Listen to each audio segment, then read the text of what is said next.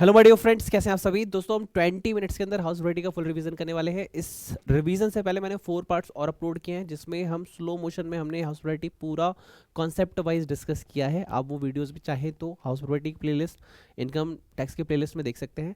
ये videos complete करने के लिए आपके पास खुद का या तो स्टडी मेट होना चाहिए या तो किसी टीचर के नोट्स होने चाहिए। अगर नहीं है और आपके पास इस अटेम्प्ट के लिए कुछ भी नहीं है तो आप इसमें से नोट्स बना लीजिए वीडियो में से, या फिर डिस्क्रिप्शन बॉक्स में लिंक है, आप वहाँ से नोट्स जो है वो बाय कर सकते हैं। चलिए हाउस वैरायटी का रिवीजन स्टार्ट करते हैं। From now start 20 minutes. Okay, just start. सबसे पहले बात करते हैं concept number 1, charging section. Section number 22 कहता है कि इनकम फ्रॉम हाउस प्रॉपर्टी इस हेड में आने के लिए आपको कुछ कंडीशन सेटिस्फाई करनी पड़ेगी। सबसे पहली कंडीशन ये है कि आपके पास एक हाउस प्रॉपर्टी होनी चाहिए। अगर आपके पास हाउस प्रॉपर्टी नहीं है तो आप इस हेड के अंदर नहीं आते। ये रिवीजन पॉइंट है और मैं मान के चल रहा हूँ कि आपने पहले हाउस प्रॉपर्टी पढ़ रखा है, या तो आपने मेरे पहले लेक्चर्स दे रखे हैं, या तो आप ये लेक्चर जो है अभी देख रहे हैं लेकिन आपको पहले से आता था। इसमें एक पॉइंट और ऐड होता है कि आपने एक कॉन्सेप्ट पढ़ा था एरियर ऑफ रेंट या फिर अनरिलाइज रेंट। वहाँ पे एक कॉन्सेप्ट आपने पढ़ा था कि आपके पास हाउस प्रॉपर्टी नहीं है और आपको इनकम रिसीव हुई तो भी माना जाएगा कि आप हाउस प्रॉपर्टी के अंदर ही हैं। ये वाला पॉइंट इसमें एक्सेप्शन है, लेकिन इस हेडिंग में नहीं लिखा हुआ, लेकिन वहाँ पे ये बात लिखी हुई है, याद रखिएगा। सेकंड पॉइंट ये कहता है हाउस प्रॉपर्टी होनी चाहिए, दूसरा ऑनर होना चाहिए। तो ऑनर का मतलब डीम्ड ऑनर भी होता है। सेक्शन 27 यहाँ पे अप्लाई होता है। तो सेक्शन 22 अगर आप रिवीजन की प्रोस्पेक्टिव से पढ़ते हैं तो फिर अनरिलाइज रेंट, और आपका एक कॉन्सेप्ट और होता है रिकवरी ऑफ रेंट, ठीक है, एरियर ऑफ रेंट। और यहाँ पे एक पॉइंट और ऐड होता है डीम्ड ऑनर, कि ऑनरशिप का मतलब डीम्ड ऑनरशिप भी होता है। सेक्शन 27 इसको हम within this revision we also cover this point. अब बात आती है कि सर हाउस प्रॉपर्टी माने क्या। हाउस प्रॉपर्टी में पहला पॉइंट आता है कि भैया इसके साथ अपर टेनेंट देयर टू वर्ड भी अटैच होता है। अपर टेनेंट देयर टू का मतलब होता है जैसे पार्किंग एरिया है, या फिर आप ये कहिए गैराज वगैरह है, या फिर यहाँ पे एक वर्ड यहाँ पे लिखा गया है गार्डन वगैरह है, तो उस चीज़ को भी part upper tenant thereto कहा जाता है। ये जो हाउस प्रॉपर्टी है ये बिजनेस पर्पस के लिए या फिर कॉमर्शियल पर्पस के लिए, रेजिडेंशियल पर्पस के लिए, किसी भी पर्पस के लिए यूज़ हो सकती है। इसमें एक कॉन्सेप्ट और छोटा सा आता है कि सर मान लीजिए कि यहाँ पे हाउस प्रॉपर्टी नहीं है, बिल्डिंग नहीं है, यहाँ पे डायरेक्ट लैंड है। अगर ओनली लैंड है तो फिर वो अदर सोर्स या फिर पीजीबीपी के अंदर आता है। इसके बाद आया assessee must be owner of the property, bracket में आप लिख सकते हैं डीम्ड ऑनरशिप भी यहाँ पे आती है जो कि सेक्शन 27 में कवर्ड है। We will discuss this within this revision. इसके बाद अब मैंने अगला पॉइंट बताया इंटेंशन। इंटेंशन में मैंने आपको बताया था गीता के बारे में बताया था। भगवान कृष्ण ने क्या कहा कि हम कर्म करने का उद्देश्य देखते हैं, कर्म बाद में देखते हैं। इसमें हमने ये सीखा कि देखो भैया, अगर कोई इंसान बिजनेस कर रहा है, यानी अगर उसकी रोजी रोटी है, उसका हर एक निवाला हाउस प्रॉपर्टी की देन है, आपकी इनकम का ओनली एंड वन पर्पस यही है, सोली सोर्स यही है कि आप रेंट पे घर देते हो और आपका घर चलता है, तो वो पीजीबीपी के अंदर आएगा, अदर सोर्स के अंदर आएगा, वो हाउस प्रॉपर्टी में नहीं आएगा। हाउस प्रॉपर्टी में कब आएगा, मैंने एग्जांपल दिया था कि let suppose I am a teacher, या फिर आपको कोई दूसरा सैलरी है या फिर अदर हेड है, आपके पास एक घर था, आपने उसे रेंट पे दे दिया, उस केस के अंदर ये हाउस प्रॉपर्टी के अंदर आता है। We are checking the intention. इसके बाद नेक्स्ट पॉइंट था property held stock and trade. इसके अंदर हमने ये देखा था कि मान लीजिए कोई बिल्डर है, बिल्डर के पास अगर हाउस प्रॉपर्टी है तो हम उसे स्टॉक एंड ट्रेड पे दिखाते हैं, लेकिन अप टू 2 ईयर, क्योंकि जरूरी नहीं है कि बिल्डर के फ्लैट्स बने या फिर उसका जो घर है वो बना और वो तुरंत लेट आउट पे लग जाता है, तो 2 साल का टाइम उसे दिया जाता है। लेकिन 2 साल तक भी अभी भी वो नहीं पे लगा तो हम उसे deem to be let out मान लेंगे। ये वाला पॉइंट जो है हमारा ओवरऑल सेक्शन 22 में कवर्ड अप होते हैं। इसके बाद हमने अगला पॉइंट बताया types of house property. Types of house property हमने देखा कि देखो अगर लेट आउट प्रॉपर्टी है, आपने लेट आउट कर रखा है, तो टैक्सेबल होता है इन हाउस प्रॉपर्टी। दूसरा, अगर आप इसे बिजनेस पर्पस के लिए यूज कर रहे हो तो पीजीबीपी के अंदर वो चला जाता है। इसके बाद अगर आप सेल्फ रेसिडेंस के लिए यूज कर रहे हैं तो अप टू 2 हाउसेज एग्जाम्प्ट है। मोर देन 2 हाउसेज, एग्जाम्पल लिया हमने 5, तो अप टू 2 एग्जाम्प्ट हो जाएगा। मोर देन 2 यानी टोटल 5 थे, 5 में से लेस किया 2 एग्जाम्प्ट, रिमेनिंग जो हाउसेज होंगे वो deem to be let out माने जाते हैं। इसके बाद अगला कॉन्सेप्ट था कंप्यूटेशन कैसे होती है। तो कंप्यूटेशन में हमने सीखा था जेवी निकालना। जेवी हम सेक्शन 23 के अंदर सीखते हैं, उसमें से हम लेस करते हैं म्युनिसिपल टैक्सेस, उसका भी एक कॉन्सेप्ट अभी हम सीखेंगे। आ जाता है एनएबी। एनएबी में से डिडक्शन लेस करते हैं 24A 30% flat deduction, 24B interest on borrowed capital. This is the format, और इस फॉर्मेट को हम धीरे 1 by 1 सीखने वाले हैं। चलिए सर, इसमें आगे हमारा पॉइंट आता है determination of annual value. Annual value कैसे आता है एज पर द सेक्शन 23। सबसे पहले हम फेयर रेंट और municipal value whichever is higher select कर लेते हैं। अब विच एवर जो हायर है उसको स्टैंडर्ड रेंट से कंपेयर करते हैं। उसमें जो लोअर होता है वो सिलेक्ट करते हैं, वो होता है हमारा एक्सपेक्टेड रेंट। एक्सपेक्टेड रेंट को हम एक्चुअल रेंट से कंपेयर करते हैं, विच एवरेज जो हायर होता है हमसे ले लेते हैं। लेकिन कई केस में एक्चुअल रेंट कम रहता है। अगर एक्चुअल रेंट कम होने की वजह है वैकेंसी, ड्यू टू वैकेंसी अगर एक्चुअल रेंट कम है तो GV equals to actual rent होता है। ये कॉन्सेप्ट हमने सीखा था सेक्शन 23(1) के अंदर कि अगर लेट आउट प्रॉपर्टी है उसमें आप कैसे कैलकुलेशन करोगे।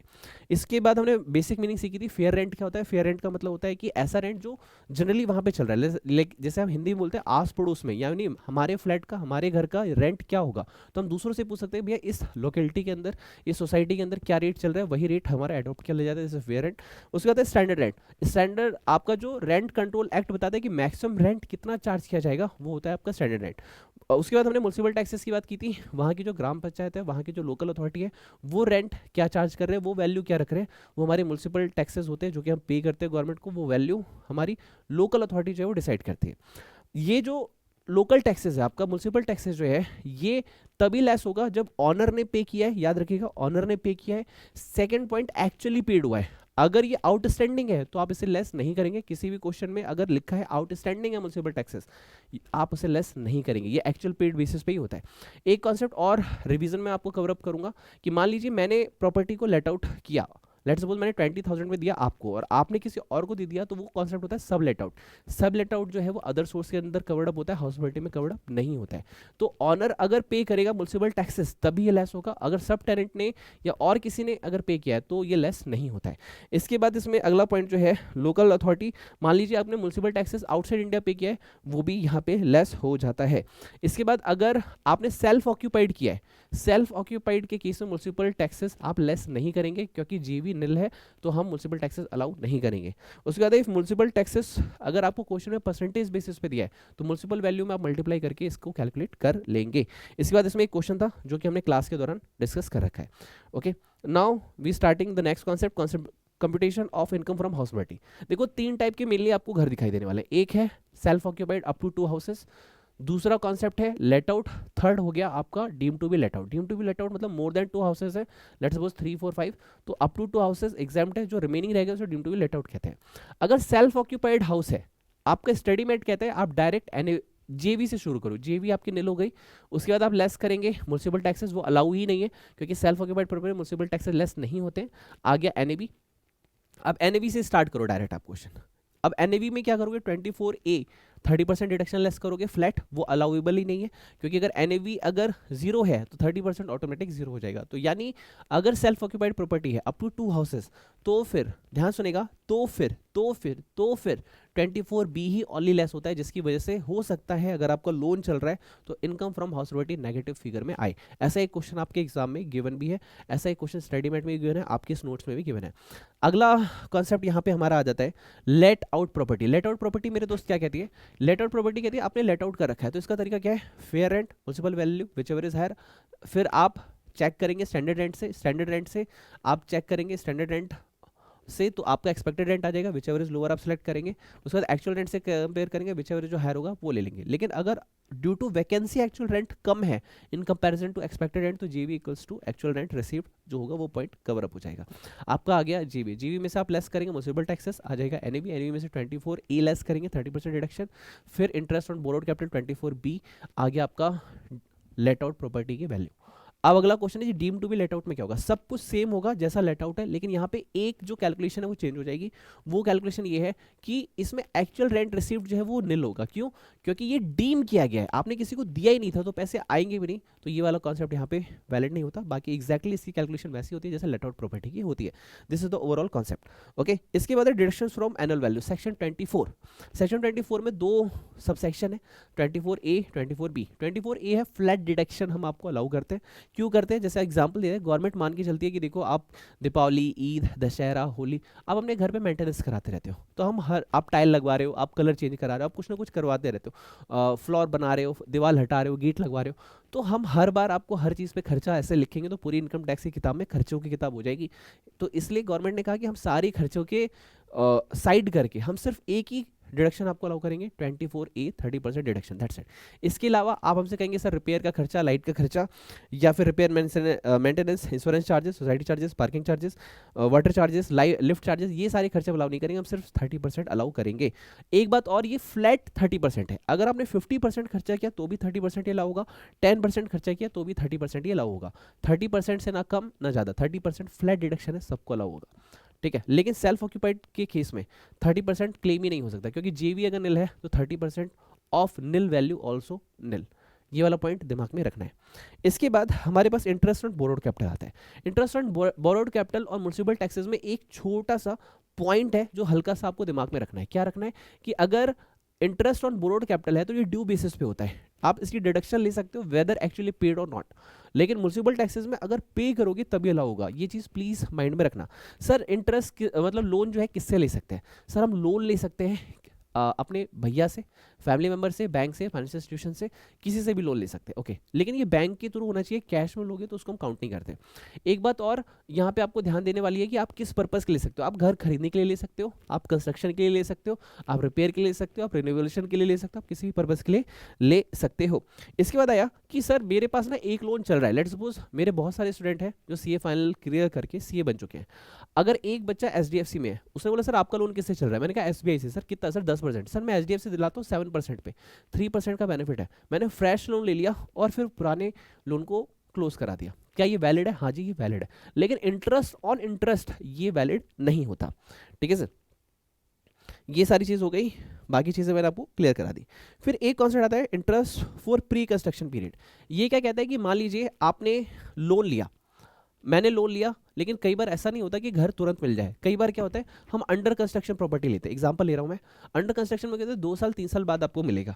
अब लोन ले रखा है, मान लीजिए मैं 2025 में घर मिला है, मैंने लोन लिया था 2022 में, तो 22, 23, 24 इन तीनों सालों को आप एक्यूमुलेट करेंगे, टोटल इंटरेस्ट को डिवाइड बाय 5 कर देंगे, और वो जो फिफ्थ अमाउंट होगा, जो टोटल इंटरेस्ट का फिफ्थ अमाउंट होगा, वो आने वाले अपकमिंग 5 ईयर में आप क्लेम कर लेंगे। सर एक क्वेश्चन और, इस साल के इंटरेस्ट का क्या? सर इस साल का जो इंटरेस्ट है वो भी आपको क्लेम होगा फुल। इस साल का इंटरेस्ट जो है वो फुल क्लेम होगा। पिछले जो प्रीवियस इंटरेस्ट है, जो आपका घर रेडी हुआ कंस्ट्रक्शन होके या फिर परचेज करके आपको जिस साल में मिला, लेट्स सपोज 2025, तो 25 से पहले तो 24, 23, 22 जो भी पहले वाले ईयर है, डिवाइड बाय 5 करेंगे आप, डिवाइड बाय 5 करके जो अमाउंट आएगा वो प्लस इस साल का फुल इंटरेस्ट, ये दोनों ही आप क्लेम करेंगे। This is pre interest concept, और इस साल का इंटरेस्ट आप फुल क्लेम कर सकते हैं। एक छोटा सा कॉन्सेप्ट यहाँ पे और आता है कि सर लिमिट क्या है? अगर लेट आउट है या फिर deem to be let out है, 24A फुल अलाउ और 24B फुल अलाउ, इसमें कोई लिमिट नहीं है। लेकिन अगर सेल्फ ऑक्यूपाइड हाउस है तो यहाँ पे रिस्ट्रिक्शंस लगती है 30,000 की और 2 लाख की। 30,000 कब है? 30,000 तब है जब आप रिपेयर और रिनोवेशन के लिए लेते हैं। वही अगर आप परचेज के लिए और कंस्ट्रक्शन के लिए लेते हैं तो फिर ये लिमिट 30,000 की जगह 2 लाख हो जाती है। कितनी हो जाती है? 30,000 की जगह 2 लाख। यहाँ पे भी एक कंडीशन है कि 1499 के बाद आपने लोन लिया हो, प्लस जो कंस्ट्रक्शन या फिर परचेज है वो विद इन अ 5 ईयर आपका हो गया, ठीक है। कंस्ट्रक्शन एक्विजिशन और construction complete with in 5 year, ठीक है। इसके बाद अगर ये कंडीशन आप सेटिस्फाई करते हो तो 2 लाख की लिमिट आपको अलाउ हो जाएगी। अगर नहीं सेटिस्फाई करते तो 30,000 में। सारी चीज़ें क्वेश्चन में गिवन होंगी, आपको उसको देख के आइडिया लगाना होगा। क्वेश्चंस की प्रैक्टिस के लिए हमने यहाँ पे सारे क्वेश्चन जो यहाँ पे मेंशन कर रखे हैं, आप देख सकते हैं। इसके बाद है इनएडमिसिबल डिडक्शन, सेक्शन 25। सेक्शन 25 क्या कहते हैं? देखो हमने सेक्शन पढ़े कौन कौन से अब तक। हमने पढ़ा 22 चार्जिंग सेक्शन, 23 जीवी कैलकुलेशन, उसके बाद हमने पढ़ा 24A 30% flat deduction, 24B interest on borrowed capital. Now section number 25 ये कहता है कि अगर आपने बाहर से लोन लिया था आउटसाइड इंडिया, आप उसको इंटरेस्ट पे कर रहे हो, लोन की रीपेमेंट कर रहे हो, लेकिन आपने टीडीएस लेस नहीं किया या फिर लेस किया लेकिन गवर्नमेंट को पे नहीं किया, तो वो खर्चा अलाउ नहीं होगा। ये एक सिंपल सा क्वेश्चन था सेक्शन 25 का, आपको ये हल्का सा दिमाग में रखना है। टीडीएस क्या होता है इसका एक पर्सनल चैप्टर है, वहाँ पे हम डिस्कस करेंगे। इसके बाद मेरे दोस्त हम आते हैं अगला कॉन्सेप्ट। अगला कॉन्सेप्ट जो है मेरे पास सेक्शन कॉन्सेप्ट नंबर 8 है 25A। ये कहते हैं एरियर ऑफ रेंट और unrealised rent. Sir arrear of rent क्या है? लेट्स सपोज मैंने कहा कि भैया आपको इस पर्टिकुलर प्रॉपर्टी पे 30,000 रेंट देना है, उसको 30,000 सुनाई नहीं दिया, उसने सुना 20,000। हो गया आर्गुमेंट, मैं कह रहा हूँ सर 30 दो, वो कह रहे 20, मैं कह रहा हूँ 30, वो कह रहे 20। एक साल तक बहस चली, बाद में क्या हुआ कि चलो ठीक है भाई दे देता हूँ, पूरे साल का 10,000 कम दिया था वो तो मैं दे देता हूँ। Arrear of rent. एक है unrealised rent, this is treated as the bad डेब्ट। बैड डेब्ट क्यों? क्योंकि वो बंदा मेरे घर में रहा और रहने के बाद भी उसने मुझे पैसे नहीं दिए तो अनरियलाइज्ड रेंट। दोनों का ट्रीटमेंट क्या करना है, कुछ नहीं करना है, आपको जो कैलकुलेशन कर रहे हो एक्चुअल रेंट रिसीव्ड और रिसीवेबल, आप उसमें से लेस कर दो इस अमाउंट को कि अमाउंट हमें नहीं मिला, दैट्स इट। आप इसे बैड डेब्ट की तरह ट्रीट कर सकते हो। सर एक क्वेश्चन और आया, मान लीजिए फ्यूचर में ये खर्चा रिसीव हो गया, ये पैसा रिसीव हो गया, उसके बाद अगर आपके पास प्रॉपर्टी है या नहीं है इससे फर्क नहीं पड़ेगा, आप उसे इनकम फ्रॉम हाउस प्रॉपर्टी का पार्ट मानेंगे, लेस करेंगे 30% डिडक्शन, जो बच गया वो आपको इनकम टैक्स में टैक्स देना पड़ेगा। ये वाला कॉन्सेप्ट आपको याद रखना है। लेकिन आपको अगर अनलाइज रेंट क्लेम करना है तो 4 बातें सेटिस्फाई करनी, इट शुड बी बेनाफाइड, यानी जब मैं लेट आउट कर रहा हूं तो मुझे पता है कि मुझे पैसे मिलेंगे और उसका भी इंटेंशन है पैसे दूंगा। दूसरा पॉइंट, वो मेरी अदर किसी प्रॉपर्टी में नहीं रहता। थर्ड पॉइंट, मैंने उससे पैसा लेने के लिए सारे स्टेप्स ट्राई कर दिए। फोर्थ पॉइंट, मैंने उसे घर से निकालने के लिए भी सारे स्टेप्स ट्राई कर लिए। आपको इतना याद नहीं रखना, क्वेश्चन में खुद बोलेगा rule 4 all conditions are satisfied, तो ये आपको टेंशन वाली बात नहीं है। 25A कंप्लीट, ठीक है। इसके बाद हमने क्वेश्चंस की प्रैक्टिस की थी, लास्ट 4 पार्ट्स में मैंने आपको ये करवा रखा है, अगर आपने देखना है तो आप जाके देख सकते हैं, मैंने सारे क्वेश्चंस डिस्कस कर रखे हैं, ठीक है। Now my dear friend, last discussion है, विद इन 5 मिनट्स हम इसको कंप्लीट कर लेंगे और हमारा 20 मिनट्स का रिवीजन हाउस प्रॉपर्टी का कंप्लीट हो जाएगा। वीडियो को लाइक जरूर कीजिएगा, कमेंट में जाके थैंक यू लिखिएगा, मैं दिल से बोलूँगा गॉड ब्लेस यू कि अपकमिंग अटेम्प्ट में CA फाइलेस 100% सिर्फ और सिर्फ आप बने। Wish you all the best, okay. चलिए बात करते हैं portion let out end portion self occupied. Example लेते हैं, एक घर है जिसके 2 पोर्शन है, 50% आपने लेट आउट कर रखा है, 50% आपने खुद रहा, तो क्वेश्चन कॉन्सेप्ट क्या कहता है, दोनों को अलग अलग ट्रीट करो। दोनों को अलग अलग ट्रीट कर लिया, ओके। अब सेल्फ ऑक्यूपाइड क्या होगा, सेल्फ ऑक्यूपाइड में NAV पे आ जाओगे आप, NAV में 24A नील हो जाएगा, 24B अगर कोई आपने बोरोड कैपिटल है उसका इंटरेस्ट है तो आप लेस कर सकते हो, 30,000 2 lakh depend upon the case, 30,000 repair renovation, 2 lakh construction या फिर परचेज, ठीक है। इसके बाद बात करते हैं सर सेल्फ ऑक्यूपाइड पोर्शन का क्या करेंगे, तो जो भी fair rent, municipal value, standard rent, actual rent जो भी है वो आप प्रपोर्शन बेसिस 50-50-50-50 बेसिस आप ले लेंगे। लेट्स सपोज मैंने कहा 1 लाख फेयर रेंट तो 50,000, 2 लाख म्युनिसिपल है तो उसका 50%, विच एवर इज हायर ले लेंगे। Standard rent let's suppose 3 lakh है तो विच एवर इज उसका भी आप 50% ले लेंगे। अब आप जो विचेवर लोअर होगा वो देख लेंगे, एक्चुअल रेंट रिसीव्ड रिसीवेबल क्या है, मतलब प्रपोर्शन बेसिस आपको कर देना है। उसके बाद आप देखें सर ये प्रपोर्शन बेसिस एरिया बेसिस हो सकता है, परसेंटेज बेसिस हो सकता है, फ्लोर बेसिस हो सकता है, ये हो सकता है रीजनेबल बेसिस, जो भी बेस्ट चल रहा है वो उसके अकॉर्डिंग आप क्वेश्चन जो है कर लेंगे। याद रखना दोनों को अलग अलग ट्रीट करना होगा, कंबाइन मत कर देना। इसके बाद एक छोटा सा कॉन्सेप्ट है को ऑन प्रॉपर्टी, सेक्शन 26 अप्लाई होता है यहाँ पे, लेकिन आप इसे याद नहीं रखेंगे तो भी चलेगा। को ऑन मतलब होता है मोर देन 1 ऑनर, अगर किसी प्रॉपर्टी के मोर देन 1 ऑनर है तो उसको हम बोलते हैं को ऑन प्रॉपर्टी, ठीक है, उसको हम बोलते हैं को ऑन प्रॉपर्टी। यहाँ पे क्या हुआ, मोर देन 1 ऑनर है। अब इसमें क्या हुआ, हम क्या करेंगे, अगर लेट आउट है तो नॉर्मल ट्रीट करो और इनकम को दोनों में डिवाइड कर दो, दैट्स इट। अगर 3 है तो 3 में डिवाइड कर दो। अगर ये सेल्फ ऑक्यूपाइड है तो NAV तक तो नील है, 24A नील है। इंटरेस्ट ऑन बोरोड कैपिटल जो है 30,000 और 2 लाख मल्टीप्लाई में नंबर ऑफ को ऑनर्स अलाउड हो जाएगा। अगर 3 है तो सबको 30-30-30 या 2 lakh 2 lakh 2 lakh depend upon the case में भी, बट ये कभी भी लिमिट मैक्सिमम 2 लाख नहीं जाती है, इस बात का ध्यान रखना। इसके बाद मेरे दोस्त हमें अगला कॉन्सेप्ट पढ़ना है कंपोजिट रेंट। कंपोजिट रेंट में क्या है, जैसे लिफ्ट चार्जेस है, सिक्योरिटी चार्जेस है, पावर बैकअप है। अगर सर्टिफिकेट में या कोई भी बाइफर्केशन गिवन है तो रेंट वाले पोर्शन को हाउस प्रॉपर्टी में ट्रीट करेंगे और जो सर्विस वाला पोर्शन है उसको हम ट्रीट करेंगे अदर सोर्स और PGBP एज द केस में भी। अगर ये सेपरेट करना पॉसिबल नहीं है तो सारा कॉन्सेप्ट PGBP और अदर सोर्स में चला जाएगा, और अगर सेपरेट करना पॉसिबल है तो जो पोर्शन सेपरेशन के बेसिस पे आ रहा है वो आपका हाउस प्रॉपर्टी में चला जाएगा। इसके बाद deemed ownership section 27, last section है इस चैप्टर का। ये कहता है कि कई बार आप ऑनर नहीं है लेकिन बेनिफिट आपको मिल रहा है। Let's suppose I am a husband, मैंने अपनी वाइफ के नाम पे एक घर दे दिया, 4 लाख की रेंटल इनकम वहां पे आ रही है। अगर वही 4 रेंट की मुझे आती तो मेरा टैक्स का bracket 10%, 20%, 30% higher rate of slab लगता, लेकिन मैंने अपनी वाइफ को दे दिया कि 250 मैं भी क्लेम करूँ, 250 वो भी क्लेम कर रहे। तो इसमें क्या हुआ कि मैं प्रॉपर्टी इसलिए ट्रांसफर कर रहा हूँ ताकि मुझे कम टैक्स देना पड़े। तो as per the tax planning कई बार हम किसी और को ऑनर बना देते हैं, तो लॉ कहता है कि हम आपको ही ऑनर मानेंगे, डीम्ड ऑनर आप ही कहलाएंगे और आपको ही टैक्स जो है वो पे करना पड़ेगा। सबसे पहला स्पाउस का केस है, वो मेरी वाइफ थी, मुझे क्या मिलता है इन रिटर्न, सिर्फ प्यार मिल रहा है, पैसा नहीं मिला, तो इस केस में हाँ आपको ही डीम्ड ऑनर मानेंगे और आपको इनकम टैक्स देना पड़ेगा। एक एक्सेप्शन है लिविंग अपार्ट, अगर दोनों अलग अलग रह रहे हैं, तलाक हो गया है या फिर अलग अलग रहने का कॉन्ट्रैक्ट या एग्रीमेंट हो गया है, तो उस केस में डीम्ड ऑनर आप नहीं माने जाएंगे। नॉर्मल केसेस में आप ही माने जाएंगे। सेम है बेबी का केस, आपका कोई भी अ, बच्चा है, ठीक है सर। कई बार क्या होता है, आपने फिल्में देखी होंगी ओल्ड टाइप की, कि मम्मी पापा क्या होते हैं अपने बच्चे के नाम पे कंपनी खोल देते हैं, हर्षवर्धन कंपनी लिमिटेड, हाँ ये जो भी, ठीक है, रॉकी भाई कंपनी खोल दी बच्चे के नाम पे। अब इस केस में क्या हो रहा है, अब बच्चे के नाम पे खोल दी क्या, अब उस केस में क्या होगा, 250 का क्लेम वो भी करेगा, 250 का आप भी करेंगे। तो इस केस में क्या होगा, इनकम क्या होगी, लोअर टैक्स गवर्नमेंट को जाएगा। तो गवर्नमेंट करिए नहीं, हम आपके हैंड में ही इसको टैक्सेबल करेंगे।